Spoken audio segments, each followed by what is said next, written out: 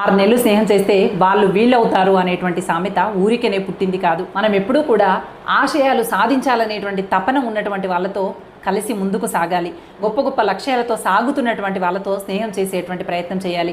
లేదంటే నిస్తేజంగా ఎక్కడ ఉన్నామో అక్కడే ఉండిపోతాము. ఉదాహరణకి అగ్నికి గాలి తోడైతే మరింత బలంగా ప్రజ్వరిల్లుతుంది. అదే నీరు తోడైతే చప్పున చల్లారిపోతుంది. అలాగే జీవితంలో ఎలాంటి జ్వలించే గుణం లేకుండా నిస్తేజంగా ఉండేటువంటి వాళ్ళతో కలిస్తే నీలో ఉన్నటువంటి ఉత్సాహం కూడా నశించిపోతుంది. ఆశయాలు సాధించాలన్న తపన చచ్చిపోతుంది. అదే కనుక స్ఫూర్తినిచ్చేటువంటి వ్యక్తులతో కలిసి ముందుకు సాగితే ఖచ్చితంగా మీరు మరింత ఉత్తేజితులయ్యి మరో దిశగా కొత్తగా ఆలోచిస్తూ అడుగులు ముందుకు వేస్తూ ఉంటారు. అందుకోసమని ఎప్పుడు నిస్తేజంగా ఉన్నటువంటి వాళ్ళతో గడుపుతూ మీ ఆశయాలని చంపేసే దిశగా కాకుండా ఎప్పుడు స్ఫూర్తి నింపేటువంటి వారితో ముందుకు సాగుతూ ఉత్తేజితులవ్వండి. అడుగు అడుగు కదుపుతూ జీవితాన ఉన్నత గతిన